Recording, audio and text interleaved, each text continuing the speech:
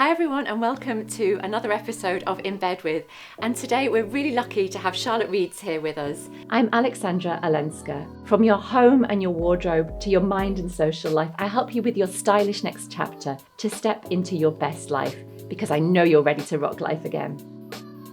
So Charlotte worked as a top marketing executive at L'Oreal for many years before working for companies such as Links of London. And now she's launched her own jewellery line of extremely beautiful and spiritual jewellery. Charlotte's also just come out of an eye operation, so we're really grateful for you for joining us today. Thank you so much for coming. You're welcome. You're welcome. Thank you very much for having me. You're welcome, Charlotte. Yeah. So obviously I'm drawn to big, juicy jewellery. My audience knows that I'm a big jewellery lover. So when I saw your pieces, I was drawn not only to these sumptuous colours, but also to the meaning behind it, because I think that jewellery is something that carries so much sentimental and, personal meaning. And then you've got this whole other dimension to it. So would you like to tell me about that? So I worked for a very long time in the world of beauty. So I've always been in that world, how beauty makes you look and feel better. But alongside my world of beauty, which happened for the L'Oreal, I worked for a long time for L'Oreal and also a long time for Estée Lauder companies, I had sort of a bit of a spiritual development as well. I grew up with a mum who is very much into spirituality, who is a kinesiologist, who was always testing out with us. We had healers and we had psychic people and all kinds of otherworldly people staying with us when I was little. So I really never doubted that there was more between the earth and the skies than what you can see. And that one thing, it can be a lot of things, but it's certainly also energy. So when the time came where I decided, after I had worked for Links of London, that I actually loved the world of stones, and I wanted to do something, my ikigai, you can say, where there's a crossover between everything that you love doing, things that you're actually capable of doing, but also the spirituality for me was very important to have in that remit. And something where you can give back to people, where people are actually getting more happy in some way, shape or form, and where you obviously can earn a bit of money as well down the line. It was sort of, I said, I have to do something with stones. I love them and I think they are amazing and they can actually change people's lives for the better. So I started to study gemology. And that was a bit hard because it was in the middle of the lockdown period. And with lockdown, we kind of got, shut up. So, and we couldn't really go into school. I studied at a school called GEMA, the Gemology Association, which is in Hatton Gardens, one of the oldest or the oldest school in the world. But you have to become a gemologist. You have to look at a lot of stones. And obviously, during lockdown, that was impossible. It's not like you can just get the gem shipped to you. It's not like you could get a gem. So I wanted to get the base where I actually knew what I was looking at. But the combination of the spirituality, which is what you asked me about, the combination of spirituality come into play because when I looked at the market, what kind of jewellery you could get in the market, if you wanted something which was a bit more spiritual, then it was often set in silver, it was on a leather string, or it was at some hippie festival or whatever else, but not really things that were high-end and properly done. If you wanted something high-end, it was maybe more, say, your star signs, or it would be an evil eye, of diamonds with sapphires or something like that, but not proper stone, not where you're leading with what the stone properties are. Right, so tell me more about that, because that's really interesting, and maybe it's something that I'm not, that I don't know so much about, so I find it quite fascinating. So tell me how you work with clients and this gem-led approach and the meaning of the stone. So the way I work with clients is that I studied for a long time dowsing, which is a divination tool, effectively. It's very, very, very old divination tools. People used to work with dowsing rods to find oil or gold or water, and then they could just break them, quickly so nobody would know about them. But dowsing you can also do with a pendula, and lots of people do it with a pendula. So it's a form of divination tool, but it's also a tool that allows you to tap into people's energy. And so that's what I do when I have consultations with clients, provided that they give me their permission. I tap into their energy and I find out which crystals are right for them in terms of being able to help them in their life at this moment in time. At this moment in time, yeah. And as you probably know, lots of people use crystals for meditation or for just to have around the house because it makes them feel good. The reason why they make people feel good is the energy. So we are all made of energy, and we could have a long chat about energy, but we are all made of energy, and we have our own energetic DNA in terms of an aura that we have around us all the time.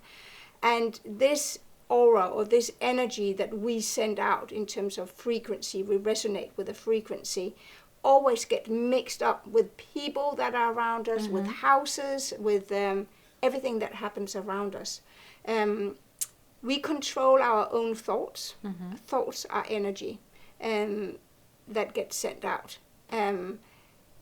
But these thoughts, or this energy that we send out, if we could get that steered a bit in the right direction for something which is healthier for us, then it could be a really big help for us on an everyday basis. And that's a bit where the crystals come in. Because everything is energy, then a stone is energy and sends out vibrations as well. You send out vibrations, and together you can actually resonate, or you can cancel out some of your energetic waves, or you can reinforce some of your energetic wave, or you can minimize others, depending on what you need. That sounds powerful, but it also sounds like maybe I could do with maybe all of these rings all at once. For all the different energetic meanings. I know. And that's probably a lot, but yes, by all means, I would love you to have them all. I know, but there's something for everyone, right? Because they're obviously both the stones have properties, but colors also have meaning. Yeah. So colors have meaning in terms of your chakras. You have, 7 main chakras. You probably have more, but there's 7 main chakras that sort of work through your body. So everything has meaning, both color and the stones, and they always work for your highest good.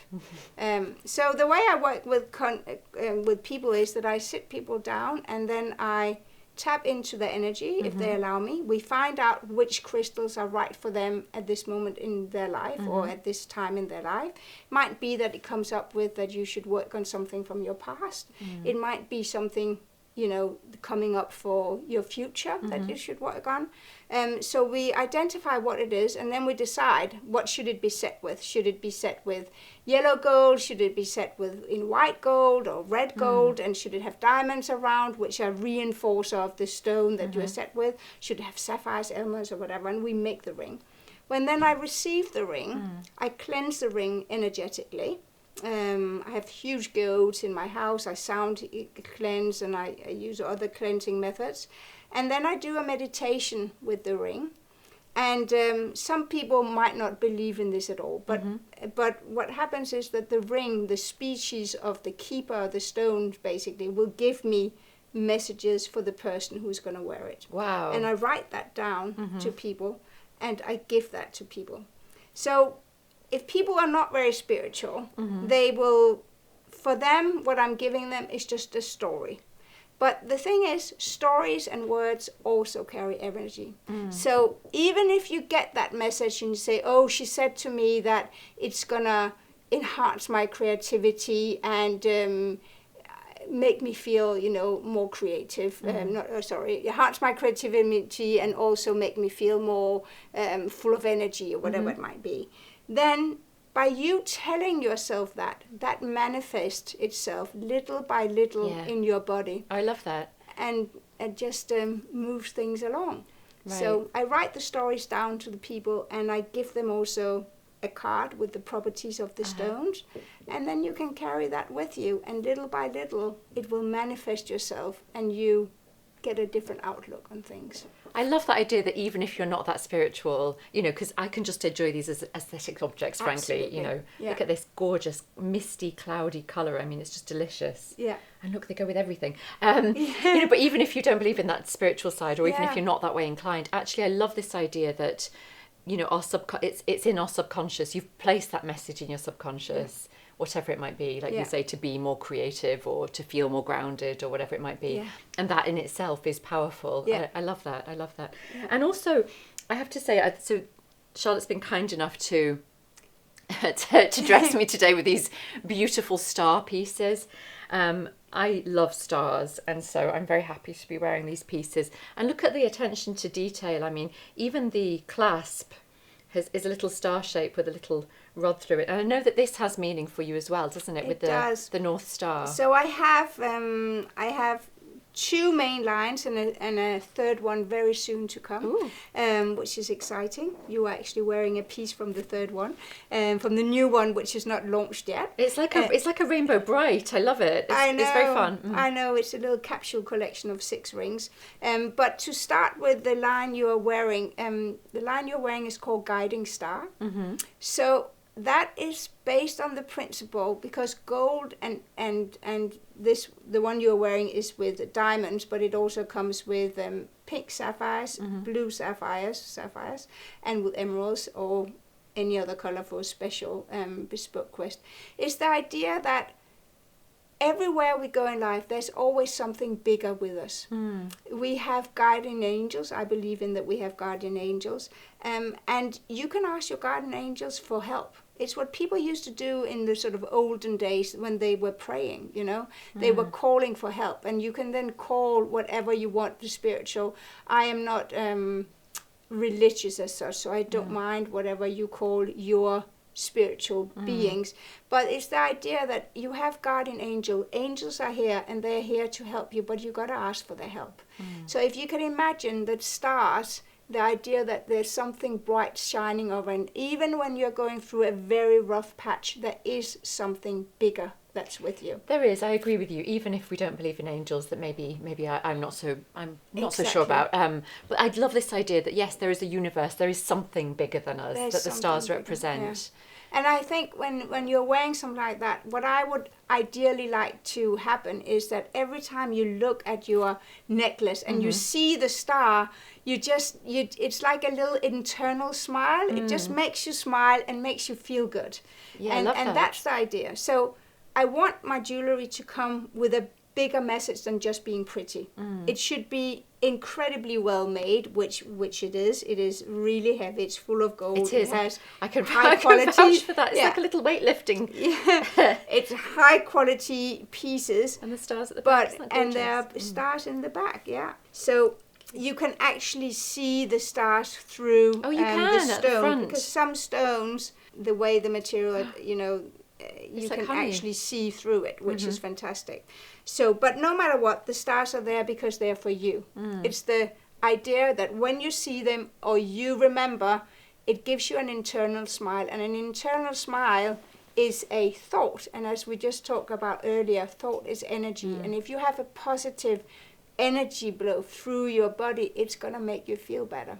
Absolutely. I love that story of Andy Warhol. Apparently he used to wear diamonds, a diamond necklace underneath a turtleneck, so that nobody, I know, right? So that nobody else knew it was there, but he was wearing diamonds for himself to create his own internal smile that hopefully, as you say, then, creates. Yeah. When you have your own little secret that's, making you smile internally, well, we all know that makes a nice glimmer and goes through your whole body. It makes you feel good. And I think it's also important to mention that unfortunately, as human beings, we are not always great at learning when things go easy. When things are easy for ourselves, we don't always take things at heart. When we go through difficult patches, if we have an allergy or we have something else, we're willing to make changes because what we're living is not going so well. Whereas when things are really easy, we tend to not make many changes in our lives. That's true. So when things are difficult, we should remember that we always have our guiding stars with us, and they will help us. The stones will help you get in the right direction. But things, obviously, as with my rings and everything, doesn't necessarily happen overnight, you know. Yeah, that would be nice. And we have in life to go through some difficulties to evolve as human beings, unfortunately. But it can make things easier, and you can reach your destination maybe, so you're ready to attack the next thing you're supposed to learn in this life, you know, with more easily. So that links very, very nicely to your sort of personal history or your professional history. Oh, right. You know, it was quite a big shift to go from working in marketing to, you know, at this age in life to suddenly decide to change to learn gemology and launch a very high-end jewellery. That's quite brave. So how did you feel about making that change? So at Links of London, I was the global brand director. So it was a big job. We were trying to change it around. But there comes a point as well where you have worked in the corporate life for many years, and you put in a lot of hours. It comes with a lot of fun, a lot of development, a lot of, for my case, I started in Denmark, then I moved to Paris, and then I moved to New York, and then I moved to London. And in London, I met my husband as well, so I ended up staying here. But I could have moved again. It was a bit on the cards, but nevertheless, I ended up staying here, getting kids here, and all of these kind of things. But it is a brave move. I think you gotta be incredibly passionate about something, and you gotta have an idea that you're willing to kind of just go for it and see, okay, I'm going to give myself maybe X amount of time, whether you give yourself a year or 2 years to try to get things off the ground, or maybe 3 years or more to get things off the ground. And I think if you do your market studies and you kind of say, okay, there is actually a space in the market, then maybe give it a go. But on the same time, if you study everything and you see, actually, this is not a good idea, but I have a real passion for it, maybe you should still give it a go. Because the reality is, it is hard work being an entrepreneur. And there's not a huge payoff, maybe monetarily, at least for me, in when you are starting your venture. You are investing a lot of time, money, connections. You're always on. It's hard to switch your head off because you are always working on it. But hopefully, ultimately, it will give you a huge satisfaction because you're doing something you love, something you are passionate about, and maybe something that, even though you are working a lot of hours, but it gives you also flexibility. I will say with COVID, probably a lot of people got a lot more flexibility in their life anyway. But if you do something you love, then you are spreading that energy as well in a good way to people around you. And hopefully indirectly making the world a better place, you know. Also for your kids, for people around you, if you have kids, but for people around you. So doing something you love, I think, is something that you should strive for. And time will still tell whether it was a good choice for me or not, because I also love the corporate life. It is fun, but it is full on. So do you feel that now you've managed to find your own, I mean, it sounds incredibly cheesy to say, but do you think you found your own work-life balance, or how do you manage that? Because you're right, working for yourself is very, it can be all-consuming. Yeah, it can be a bit all-consuming. Have I found the work-life balance? I think I try to be a good mum. I think there are periods where if you're traveling or you are doing other things, you know, when I'm sourcing stone, I'm obviously away from home, so I have to have a setup which allows me to do that. But I do think, actually, I'm trying most days to, because I work a lot from home and then a little bit from around other places, but a lot from home as well. I try to really say, okay, now it is 5 or 6 o'clock or whatever. I try to shut down, and I don't book in meetings later on. Because I'm working from my home, I don't have tons of business dinners. I don't have, when I source stones, I travel, or if I go for production or I go other things, but I don't have tons of travel, not as much as I used to. Yeah. So that also makes my flexibility better. And more than anything, I can, for the summer, for example, we tend to go away for a long period of the summer holiday, but I can work from other locations. Right, yeah. Which does add to your flexibility and to feeling good about it. But I think you've got to be strict with yourself. You've got to be strict in both ends, because it's also very quick if you work from home. I'm sure most people know all about that. But when you work from home, it's quickly to open the door, for the Amazon man, or for, deliveries, or yes, you're home so you can deal with the washing machine not working and all of these kind of things, or emptying the dishwasher. But you just have to be strict on yourself and say, right, I'm actually working. So I'm on my chair. I will do what I need to do, but I'm also switching off, at the end of the day. On this channel, we speak a lot about French style, obviously having, living in Paris and having worked there for a long time. Yeah. And, one of the things we say about French style is that it's kind of the unsexy or the unglamorous side of French style, is that it's actually about discipline. Yes. And being strict with yourself and being strict with your time and your energy and what you eat and what you put into your body and and all of this and it's not very fashionable to say that, but it's the truth that we do need discipline. We do need a bit of discipline, I think, and what I find hard is no different than when I'm sure lots of other working mums find hard. How do I get time for myself? How do I get time to do a routine with meditation, self-development, all of these kind of things. I have a dog, so I get up early and I go for an hour's walk with the dog every morning. It's almost my meditation. I'm Lovely. out with the dog, which I think pets are like that. They always make you smile, right? They're always happy to see you. Bless my dog Cosmo. And we're out, in nature walking, and I love that. So that's my hour, and then I come back and I'm ready to send off the kids to school and doing all of these kind of things, and then get on with your work life. But you've got to be disciplined. Yeah. And do you think that obviously you're from Danish background, you're from Danish heritage. Yes. So do you think that informs your style, and maybe some of these designs, or do you think this comes from an international approach? I think I definitely have the Danish roots. So I grew up with a family who are very much into art, that are into architecture, and I think Denmark as such is a place which is renowned for chairs, like the Wigner chairs. We have Arne Jacobsen. We have a lot of world famous Poker. We have a lot of world famous designers in Denmark. And quite a minimal aesthetic. And quite a minimal aesthetics. A big functional but beautiful, high quality, well-made things. And when I created my rings, I wanted them to be really high quality. I did not want to cut any corners, engineer out gold, make them very light. I wanted a piece that I felt I could be incredibly proud of.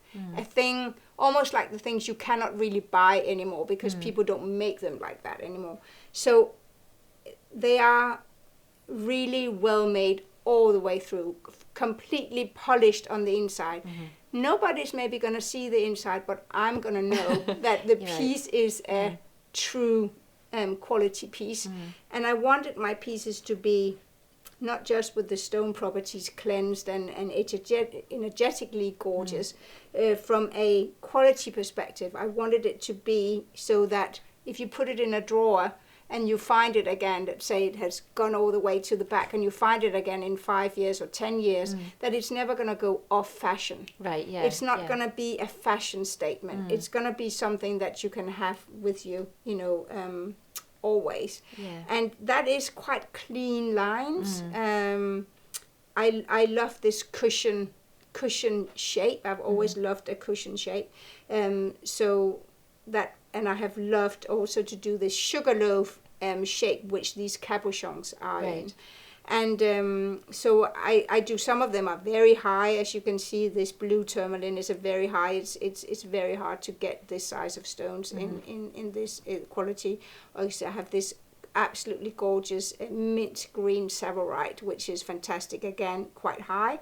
Some of them are a little bit less high, also makes them a little bit less heavy, like this, rose quartz. But I wanted everything to be done and polished and looking exquisite. So I do think my Danish heritage is probably informing a piece of jewellery which is a little bit more strict in design codes, tiny bit more strict, which is quite funny because actually as a person, as my husband will often, I might not look like that today, but my husband often said, "Well, gosh, you look like a Christmas tree," and I say to him, "That's perfect, I'm ready to go." Yeah, but so I often wear things which are very colourful and very bright, and but obviously the stones are very colourful in themselves. They're gorgeous. Hi everyone, I've got some really exciting news. I'm going to be launching an online group course, Effortlessly Parisienne, Embrace the Art of French Living and French Style Mastery.